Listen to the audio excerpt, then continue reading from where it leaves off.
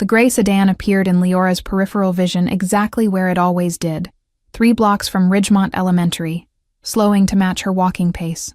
7 consecutive afternoons had taught her to recognize the dull chrome bumper, the tinted windows that never fully revealed the driver's face, and the way it idled just close enough to feel like a shadow breathing down her neck. She clutched her backpack straps tighter, the weight of her math textbook suddenly feeling like armor against something she couldn't name. The September sun painted Lexington's sidewalks in warm amber, but cold dread settled in her stomach like stones sinking in deep water. The vehicle crept forward as she quickened her steps, maintaining that precise distance that wasn't quite illegal, but screamed wrongness into every fiber of her 7-year-old instincts. Other children laughed and chased each other down the street, oblivious to the predator moving through their afternoon like a shark through shallow waters. Leora had learned his pattern with the careful observation of prey studying a hunter. He never followed on Wednesdays when her mother picked her up, never appeared on rainy days when visibility was poor, and always disappeared before she reached the corner of Ashland Avenue where the neighborhood watch signs began. The driver smiled today. She caught the flash of teeth through the partially lowered window. Her name floated across the distance between them, spoken in a voice that tried too hard to sound friendly, and her blood turned to ice despite the warmth radiating from the pavement beneath her worn sneakers. She broke into a run, her backpack bouncing against her spine with each desperate stride. The car accelerated slightly, not enough to draw attention from the scattered adults watering lawns or retrieving mail, but enough to keep her within its sight like a cat toying with a cornered mouse. When she finally burst through her apartment building's door, chest heaving and tears threatening to spill, she knew with absolute certainty that tomorrow would bring the 8th afternoon. The pattern would continue, relentless and patient, because patterns like this didn't break themselves. They only intensified until something shattered.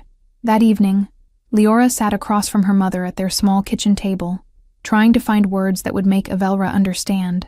The fluorescent light hummed overhead, casting harsh shadows that made her mother's exhausted face look older than it should, the double shift at Mercy General Hospital having drained every reserve of energy. Avelra listened with the distracted attention of someone already mentally preparing for the next 12-hour workday. Her scrub still smelled faintly of antiseptic and coffee, and her hands moved on autopilot as she divided leftover casserole onto 2 mismatched plates that had survived 3 apartment moves. The words tumbled out in a rush. The gray car, the man who knew her name, the 7 days of being followed like a shadow she couldn't shake. Leora watched hope drain from her own chest as her mother's expression shifted from concern to something worse, polite skepticism mixed with parental reassurance that felt hollow, even as it was spoken. Avelra suggested coincidence, explained that Lexington wasn't a large city, and people often drove the same routes at the same times. She promised to call the school in the morning, to mention it to the crossing guard, to keep an eye out when her schedule allowed her to be home before dark descended. But Leora heard what wasn't being said, the unspoken truth that a tired single mother working 60-hour weeks couldn't protect against shadows that moved just outside the boundaries of proof. Fear was harder to treat than fever, and worry didn't respond to the same protocols as the patients who filled her mother's shifts with measurable emergencies. That night, Leora lay awake listening to Lexington's nighttime symphony, filtering through their apartment's thin walls. Sirens wailed in the distance. A dog barked 3 blocks over, and somewhere a car engine idled too long before finally pulling away, leaving silence that felt more threatening than the noise had been. She thought about the school counselor who had smiled with practiced patience when she'd reported the gray car, explaining that adults sometimes drove slowly in school zones, and that noticing the same vehicle didn't mean anything sinister. The police officer who'd visited the school for safety week had been even less helpful, suggesting she was confusing different cars that happened to be the same color. Nobody believed that a 7-year-old could accurately identify a threat, could read danger in the deliberate way someone learned your routine and inserted themselves into it. They all saw an imaginative child with an overactive sense of caution, not a girl whose survival instincts were screaming warnings that adult logic had learned to ignore. The ceiling fan rotated slowly above her bed, its shadow crossing her face in predictable intervals that should have been soothing, but instead reminded her of how patterns could become prisons. Tomorrow would bring the 8th afternoon, and the afternoon after that would bring the 9th, each one tightening the invisible net being woven around her daily journey home. She made a decision in that darkness, the kind of desperate choice that only makes sense when all reasonable options have failed. Lexington had rules, official ones written in law books and taught in schools, but it also had different rules, the kind that operated in spaces where official authority hadn't bothered to look, or had looked, and chosen to do nothing. The Corvell Transport Building rose from downtown Lexington like a monument to legitimate power, barely concealing something far more complex. Its facade of smoked glass and brushed steel reflected the afternoon sky in fragments, creating the illusion that the structure existed partially in another dimension, where different rules applied than those governing the coffee shops and law offices surrounding it. Leora had heard the name whispered in her apartment building's laundry room, caught between the spin cycle and the smell of fabric softener. Mrs. Brennan from 4C had mentioned it while folding towels, her voice dropping to that particular register adults used when discussing things children weren't supposed to understand, but somehow always did. The building's entrance intimidated even from across the street, with its revolving doors that moved with the smooth precision of expensive machinery and doormen who somehow managed to look both welcoming and absolutely capable of violence. Business people flowed in and out like blood through arteries, each one dressed in the uniform of legitimate enterprise. She waited until the 8th afternoon arrived exactly as predicted, the gray car appearing like clockwork 3 blocks from school. But instead of turning toward home, Leora walked in the opposite direction, toward the part of Lexington where buildings grew taller and the sidewalks filled with purposeful strangers who wouldn't notice one small girl moving against the current. The journey took 40 minutes at her walking pace, each block carrying her further from familiar territory into the polished heart of the city. Her backpack grew heavier with each step, and twice she almost turned back, almost convinced herself to try the official channels one more time, despite knowing they'd already failed her. The gray car didn't follow her downtown. She'd gambled correctly that whoever drove it wouldn't pursue her into areas with security cameras on every corner, and witnesses who might actually pay attention. But that small victory felt hollow, because tomorrow he'd be waiting again, and the next day, and the day after that, until something changed. Or something broke. She reached the Corvell building at 4:15, when the sun had begun its descent and cast long shadows across the plaza fronting the entrance. Business hours were winding down, the flow of people thinning but not yet stopped, creating a strange liminal period where the building existed between its day face and whatever it became after dark. Leora climbed the 3 granite steps leading to the entrance and sat down, her small form dwarfed by the scale of the architecture.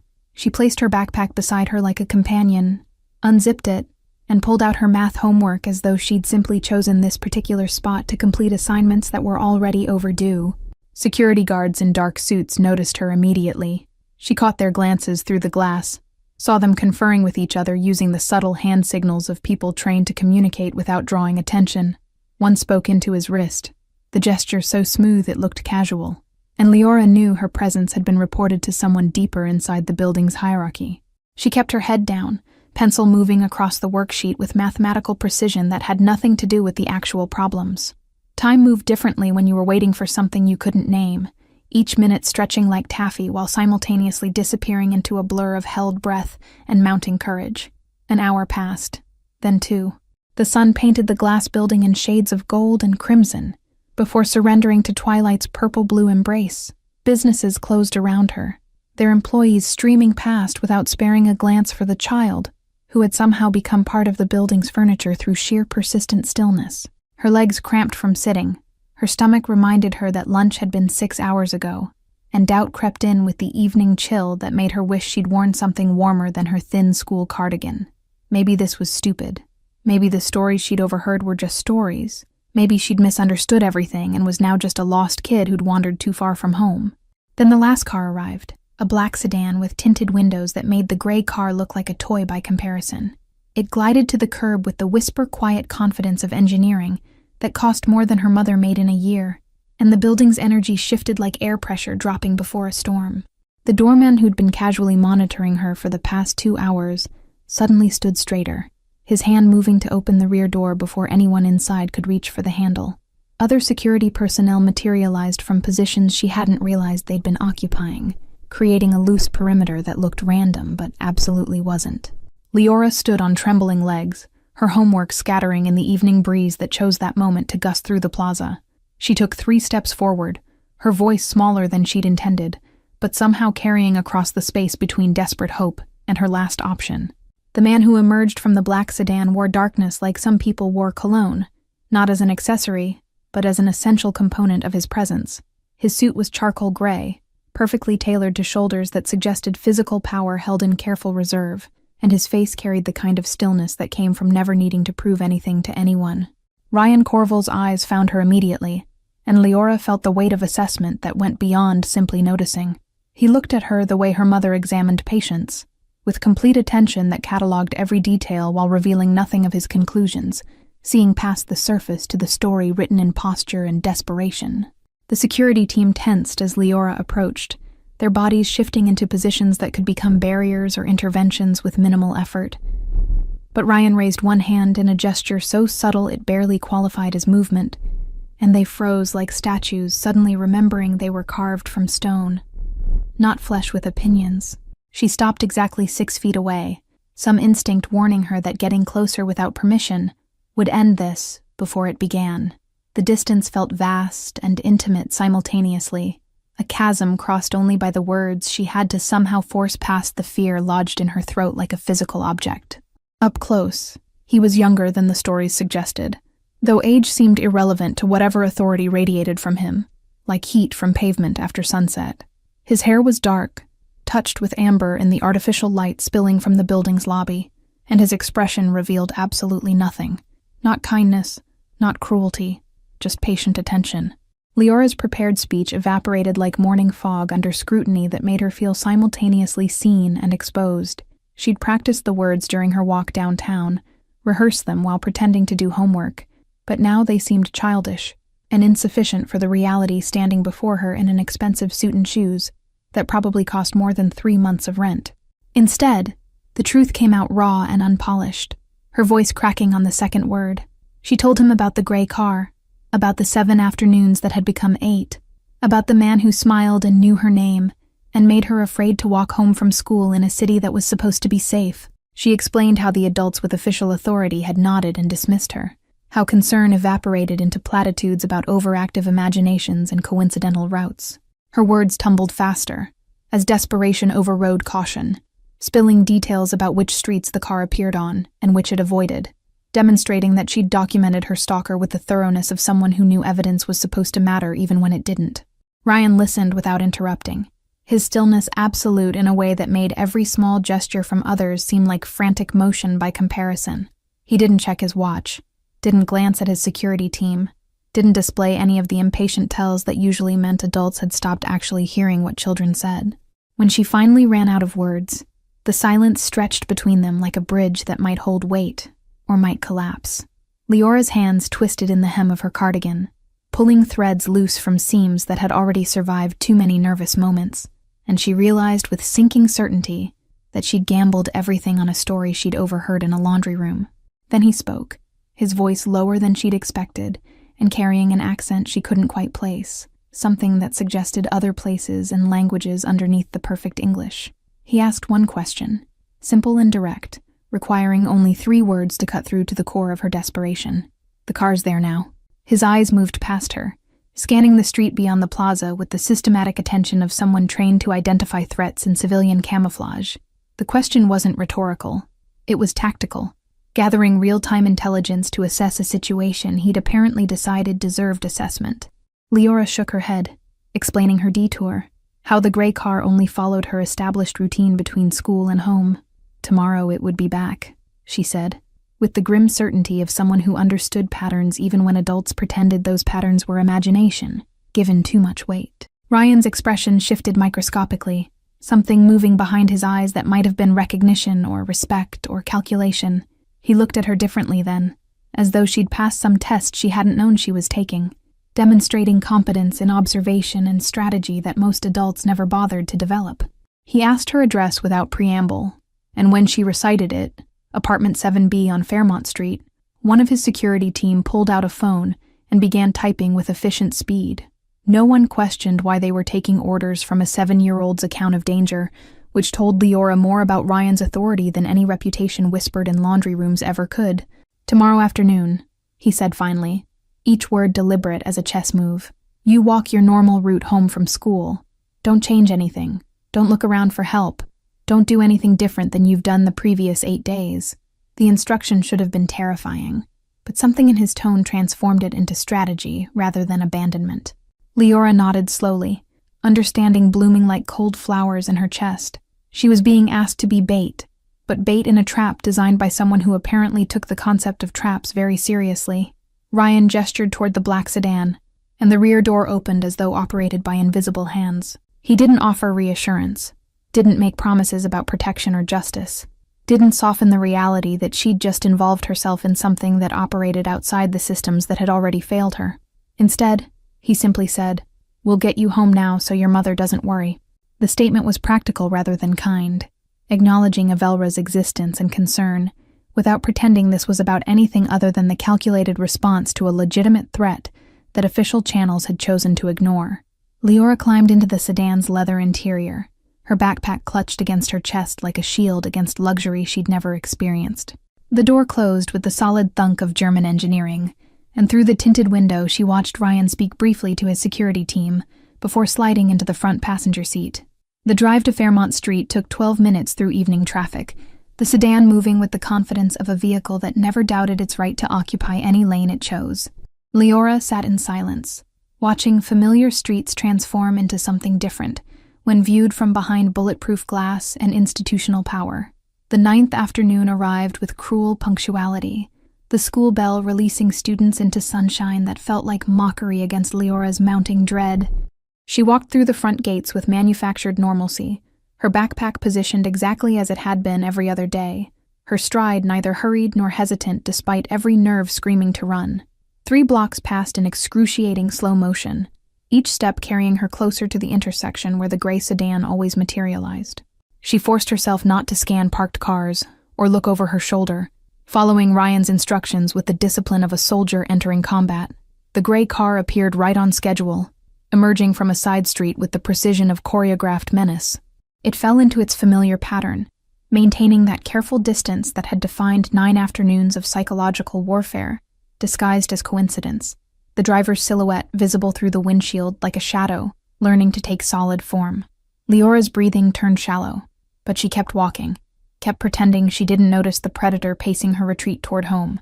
The September heat felt oppressive suddenly, sweat forming at her temples that had nothing to do with temperature, and everything to do with being prey consciously refusing to bolt. Then the black sedan appeared from the opposite direction, its presence transforming the suburban street into something resembling a stage where invisible spotlights had just illuminated the principal actors. It didn't speed or swerve, simply existed with such undeniable authority that 2 other vehicles pulled to the curb as though making space for something they instinctively recognized as dominant. Ryan emerged before the car fully stopped, his movements economical and purposeful. He crossed the street with measured steps that somehow covered distance faster than rushing would have, his attention fixed entirely on the gray sedan that had frozen mid-crawl. The driver's expression shifted from confident familiarity to confusion to something approaching genuine fear in the span of 3 heartbeats. His hand moved toward the gear shift, instinct urging retreat, but Ryan reached the vehicle before escape became possible and placed one hand flat against the hood. From his jacket's inner pocket, he withdrew a manila envelope with the thickness of substantial contents. He set it carefully on the hood directly in front of the windshield, his movements deliberate as a chess player positioning a piece for checkmate, then stepped back precisely 2 feet and waited. The driver sat paralyzed for 7 seconds. Leora counted them, before finally reaching through the window to retrieve the envelope with a hand that visibly shook. His fingers fumbled with the clasp, tearing the paper in his haste to understand what documentation had just landed in his possession, like a judgment delivered without trial.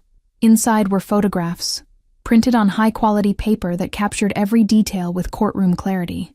The gray sedan at various intersections, timestamps visible in the corners, showing 9 consecutive afternoons. The driver's face in profile, then straight on, then from an angle that revealed a birthmark on his left jaw. More images followed in sequence. Leora's school, her walking route marked on a printed map with red annotations showing where the vehicle had positioned itself, license plate numbers, vehicle registration details, and what appeared to be screenshots from traffic cameras that somehow captured moments official channels had claimed didn't exist. The driver's face drained of color as he shuffled through evidence compiled with professional thoroughness.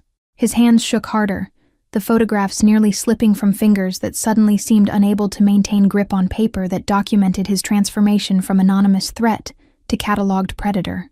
On the back of the final photograph, someone had written in precise handwriting that suggested expensive education and absolute confidence. The error already has witnesses. The sentence was simple, almost elegant, carrying implications that extended far beyond its 9 words, into territories where mistakes became permanent entries in ledgers maintained by people who never forgot. Ryan hadn't spoken a single word. He stood in the middle of the residential street with his hands in his pockets, looking less like someone delivering threats and more like a businessman completing a routine transaction that happened to involve the systematic dismantling of another person's sense of safety. The entire block had gone silent, the kind of quiet that descends when something significant occurs, but nobody quite understands what they've witnessed. Curtains twitched in windows. Mrs. Brennan stood frozen halfway to her mailbox, and somewhere a dog that had been barking stopped mid-sound as though the air itself had changed texture. The driver tried to speak, his mouth opening and closing like a fish suddenly realizing the water had disappeared. Whatever words he'd intended died before reaching sound, strangled by the realization that explanations and excuses held no currency in this particular economy of consequences. Ryan finally moved, walking around to the driver's side window, with the unhurried confidence of someone who had already won before the confrontation began. He leaned down slightly, bringing his face level with the man whose afternoon routine had just imploded, and spoke in a voice pitched for an audience of 1.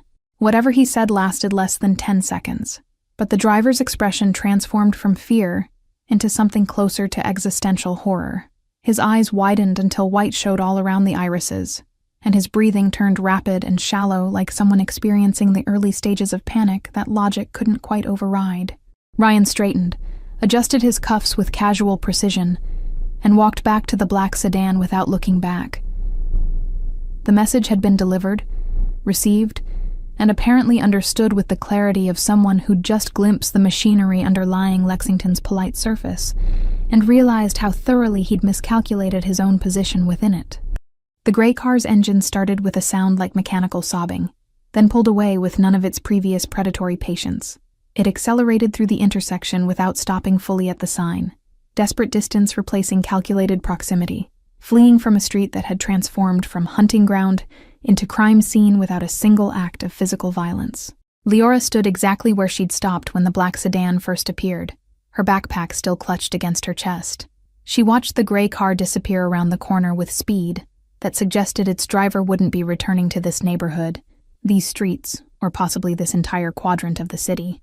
Ryan paused before returning to his vehicle, turning to look at her with that same assessing attention he'd given her on the plaza steps.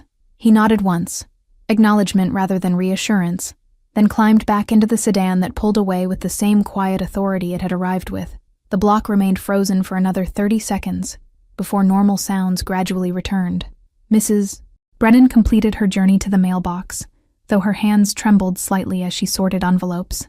Someone's television turned back on mid-commercial, and the dog resumed barking but with less enthusiasm. Leora walked the remaining 2 blocks home in a daze, her legs operating on autopilot while her mind struggled to process what she'd witnessed. The photographs meant surveillance, which meant someone had been watching her walk home long before she'd climbed those plaza steps, either because Ryan's organization monitored the city more thoroughly than she'd imagined, or because he'd taken her seriously enough to deploy resources immediately. Either possibility suggested systems and capabilities that existed in spaces between official authority and criminal enterprise, operating with efficiency that made police reports and school counselors seem like children playing dress-up with toy badges. The gray car had been stopped not with arrest warrants or intervention programs, but with the simple demonstration that invisibility was an illusion. She climbed the stairs to apartment 7B slowly, each step giving her time to construct the explanation she'd need to provide to her mother. The truth seemed both too simple and too complicated. A man had been following her, and now he wasn't. And the mechanism of that transformation involved forces she didn't fully understand, but had deliberately invoked. Avel was home early for once, her shift having ended at 4 instead of midnight due to hospital staffing rotations that occasionally aligned in her favor. She stood in the kitchen making sandwiches with the efficient movements of someone who'd learned to multitask survival, and her expression when Leora entered carried the specific worry of a mother who'd spent the day wondering if her daughter's fears were real. The explanation came out in a rush, the gray car appearing again, the black sedan intervening, the envelope and photographs and the driver's terrified retreat. Leora left out certain details, the parts involving plaza steps and calculated bait, editing her account into something approaching acceptable maternal comprehension while preserving the essential truth that the threat had been neutralized. Avelra listened with growing alarm that shifted into confusion, then landed somewhere near disbelief, mixed with relief. She asked questions that Leora answered as honestly as possible, given the parameters of what she'd chosen to share, watching her mother's face cycle through emotions before finally settling on exhausted gratitude. That evening, they ate sandwiches in silence, broken only by the sound of traffic outside and the upstairs neighbor's television playing game shows through ceiling that transmitted sound too efficiently. Avelra kept glancing at her daughter with the expression of someone reassessing a child who'd apparently navigated adult waters without permission or supervision, achieving results that official channels had dismissed as unnecessary. The gray sedan never returned, its absence as noticeable as its presence had been during those 9 calculated afternoons. Leora walked home from school the next day with cautious optimism, her route taking her past the intersection where confrontation had replaced stalking, where power had been demonstrated without a single raised voice. The neighborhood remembered. Mrs. Brennan nodded when Leora passed her yard, the gesture carrying weight beyond simple acknowledgement. Other residents she'd never spoken to seemed to track her progress with peripheral attention, their awareness suggesting that word had spread through the invisible networks that connected houses and families. Lexington's local news ran a story 3 days later, buried in the metro section where uncomfortable truths lived alongside grocery store openings. A man had been arrested on multiple charges: unlawful surveillance, stalking, attempted child endangerment, following an anonymous tip that provided prosecutors with documentation so thorough it essentially prosecuted itself. The article mentioned security footage from traffic cameras that had somehow been compiled and delivered to the district attorney's office in a package bearing no return address. It noted the unusual completeness of the evidence, how every potential defense had been preemptively dismantled by the methodical collection of irrefutable proof. Reading between carefully neutral lines, Leora understood that official authority was accepting credit for a case solved by unofficial intervention.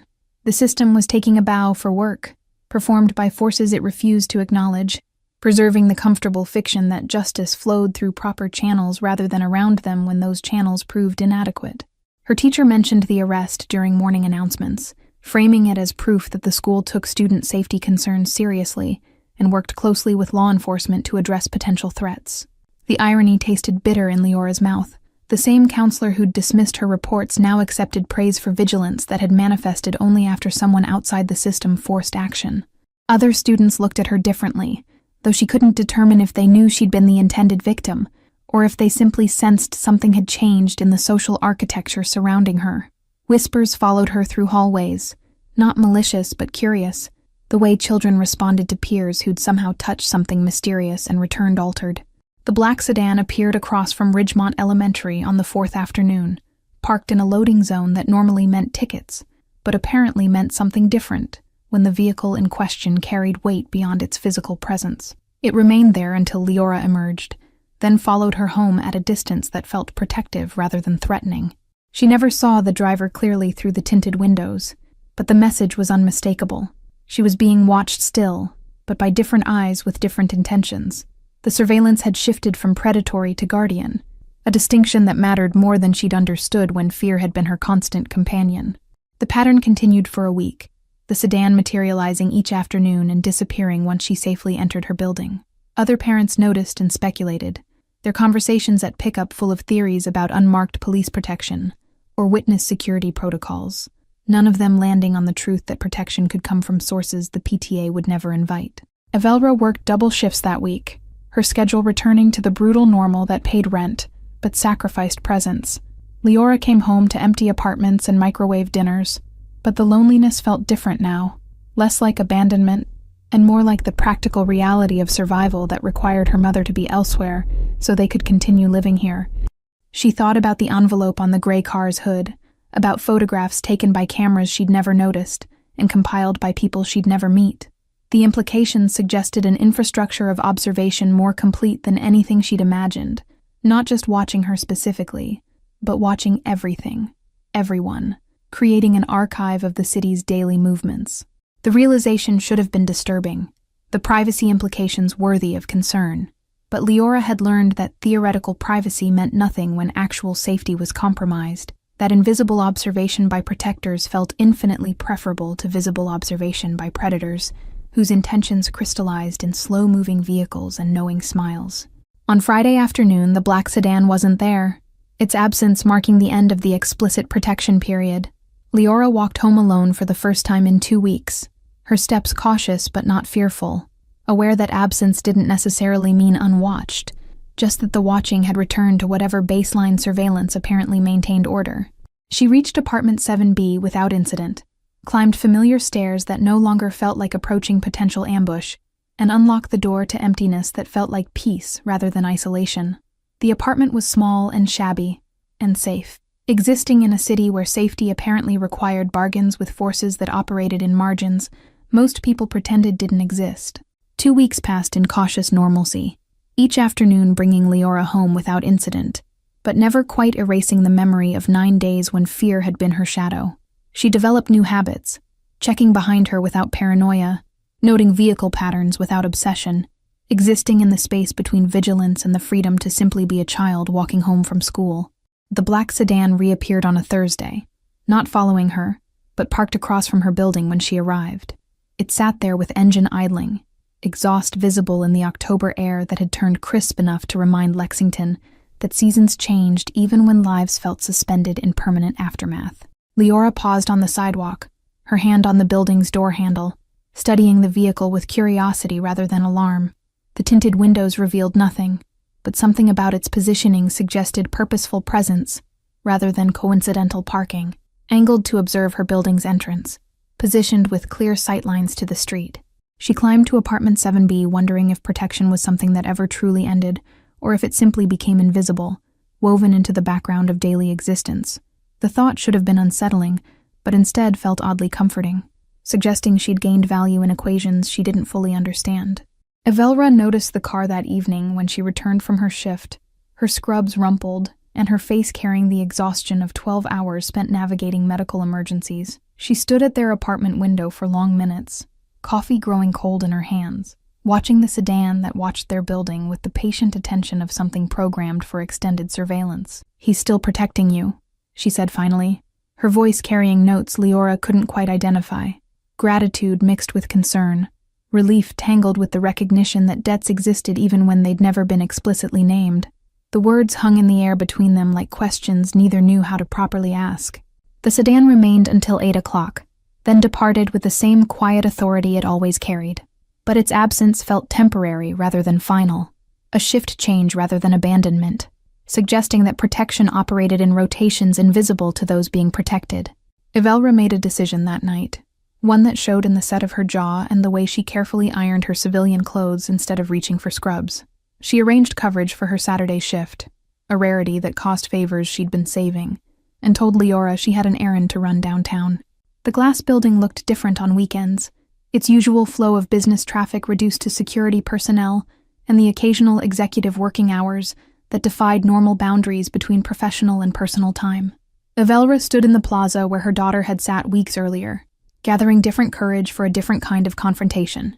She entered through revolving doors that whispered expensive engineering, her shoes clicking against marble floors that reflected ceiling lights like captured stars. The lobby receptionist looked up with professional courtesy that shifted microscopically when Avelra gave her name and stated her purpose with the directness of someone who'd spent years delivering difficult news to families in hospital waiting rooms. 20 minutes passed before she was escorted to an elevator that required a key card to access certain floors. The ride took her higher than she'd expected, past floors marked with company names she vaguely recognized, until the doors opened onto a level that felt less like office space and more like the kind of refined intimidation that money bought when it wanted to impress without seeming to try. Ryan's office occupied a corner with windows that transformed Lexington into a map of territories and possibilities. He stood when she entered, gesturing to a chair upholstered in leather that probably cost more than her monthly rent. But Avelra remained standing because sitting felt like conceding something she wasn't ready to concede. "I don't understand why you did this," she said, without preamble, her nurse's efficiency cutting through social pleasantries to reach the heart of her confusion. The words carried weight beyond their simplicity. Gratitude, yes, but also the wariness of someone who understood that gifts from certain people came with invisible strings attached. Ryan studied her with the same complete attention he'd given Leora on the plaza steps, that quality of focus that made the person receiving it feel simultaneously exposed and genuinely seen. He moved to stand near the window, his silhouette framed against the afternoon sun that painted Lexington in shades of amber and approaching twilight. "Because no one else did," he replied finally, his voice carrying the same low certainty it had held when speaking to a 7-year-old desperate enough to seek help from someone the city whispered about in tones mixing fear and reluctant respect. The answer was simple enough to be either complete honesty or elegant evasion. Avelra absorbed this, her hands gripping the back of the chair she'd refused to sit in. She'd prepared speeches during the sleepless night before this meeting, constructed arguments and expressions of gratitude that now seemed inadequate for the reality of standing in this office with this man who'd deployed resources to protect a child he had no obligation to care about. "She could have died," Avelra said, her voice cracking slightly on the last word, as accumulated fear finally found release. The tears she'd held back during 2 weeks of aftermath threatened to spill, her professional composure fracturing under the weight of maternal terror retroactively acknowledged now that her daughter was safe. Ryan turned from the window, and something in his expression shifted, not softening exactly, but revealing depths beneath the careful control he maintained like armor. "The system failed her," he said quietly, each word chosen with precision. "Schools, police, the mechanisms supposedly designed to protect children. They all failed because believing her required effort and documentation and action." He paused, his gaze moving past Avelra to something she couldn't see, perhaps memories or principles that had shaped him into someone who intervened when others looked away. "I built my reputation on understanding that official channels work beautifully for people with resources and connections, but fail catastrophically for everyone else. Your daughter understood this instinctively when she walked to my building." The observation hung between them, uncomfortably accurate in its assessment of how power actually functioned versus how it pretended to function. Avelra thought about the police officer who'd dismissed Leora's reports, the counselor who'd suggested overactive imagination, all the small abandonments that had forced a 7-year-old to seek protection from someone the city's respectable citizens pretended didn't exist. "What do I owe you?" Avelra asked finally, voicing the question that had kept her awake more than gratitude or relief. She'd learned through years of survival that nothing came free, that help always carried price tags visible or hidden, and that debts to certain people became permanent entries in ledgers that compounded interest in ways that destroyed futures. Ryan's expression didn't change, but something flickered in his eyes. Disappointment, perhaps, or recognition that this assumption was inevitable given who he was and what he represented. "You owe me nothing," he said with finality that brooked no argument. "Your daughter asked for help. I provided it. The transaction is complete. No debt exists." Avelra searched his face for deception, for the hidden clause that would activate later when she'd lowered her guard, but she found only sincerity that felt more dangerous than manipulation, because it suggested principles that operated outside the transactional logic she'd learned to navigate, creating obligations based on moral arithmetic she didn't know how to calculate. "Why?" she asked again, the question smaller this time, less about strategy and more about genuine incomprehension. She'd spent her adult life in a world where altruism was rare and usually performed for audiences, where help came with expectations, and kindness was currency spent for future returns. Ryan returned to the window, his hands in his pockets, presenting his back in a gesture that somehow felt more honest than facing her directly. "I have resources that most people don't, and power that I didn't earn through legitimate channels. Using those things to protect a child costs me nothing, and gains me nothing except the knowledge that one person is safe who wasn't safe before." The answer was both simple and impossibly complex, suggesting a moral framework that existed independent of profit or strategy. Avelra felt something shift in her chest, recognition blooming alongside gratitude. This man was dangerous, certainly, but perhaps not in the ways she'd assumed. His threat directed outward toward those who preyed on the vulnerable, rather than inward toward those who sought his protection. Friday arrived with the kind of crisp autumn clarity that made Lexington's downtown sparkle like something from a postcard instead of the complicated city it actually was. Avelra's shift ended at 3, a rarity that aligned with Leora's school dismissal, allowing them to walk home together for the first time in weeks through streets that had transformed from threatening to merely urban. They passed the Corvell building on their route, its glass facade reflecting clouds moving across October sky. Across the street sat a small cafe with outdoor seating that Avelra had never particularly noticed before, the kind of place that served overpriced coffee to business professionals who measured time in billable hours. A cup sat on the corner table, steam rising in lazy spirals, despite the fact that no patron occupied the chair. Avelra recognized the cafe's logo on the paper sleeve, and something about the deliberate placement, visible from the building across the street, positioned like a signal rather than abandoned property, made her pause mid-stride. The barista noticed her attention and emerged from behind the counter, smiling with the particular warmth of someone delivering a message she'd been instructed to convey. "That's been paid for," she said, gesturing to the cup. "Every Friday at this time, there's an order placed for someone who might need coffee. No name given, just instructions that it should be here and available." Avelra understood immediately. The gesture's symbolism as clear as the photographs that had documented her daughter's stalker. This was acknowledgement without expectation, gratitude expressed through the kind of quiet observation that noticed when her shifts ended and created space for recognition that required no response. She accepted the cup with hands that trembled slightly, the warmth seeping through the cardboard sleeve into her palms. The coffee was exactly how she took it, cream no sugar, prepared by someone who'd either asked or observed or simply deployed the same thorough attention to detail that had compiled those devastating photographs. Leora watched her mother with understanding beyond her years, recognizing the significance of small gestures from people who dealt in large ones. The cup represented something beyond caffeine or courtesy. It was protection extended into the mundane, care expressed through the language of observation and anticipation that characterized how certain kinds of power operated when it chose to be benevolent. They sat at the table together, Avelra sipping coffee while Leora worked on homework that no longer carried the weight of fear about the journey that would follow its completion. Across the street, the building's windows reflected afternoon sun in patterns that obscured whether anyone watched, or if watching was even necessary when care had been systematically embedded into routine. The following Friday, the cup appeared again. Same table, same time, same perfect preparation. Avelra claimed it with less hesitation, settling into a ritual that asked nothing except that she show up and accept what was being offered, without strings or expectations, beyond the simple acknowledgement that some people noticed when others needed small kindnesses. Weeks became months, autumn surrendering to winter's first cold warnings. The Friday coffee remained constant through seasonal changes, a persistent gesture that never escalated or diminished, maintaining its quiet presence like the protection that had shifted from visible to invisible, but never actually disappeared. Avelra never thanked him directly, never climbed back to that corner office to express gratitude that would make the gesture transactional.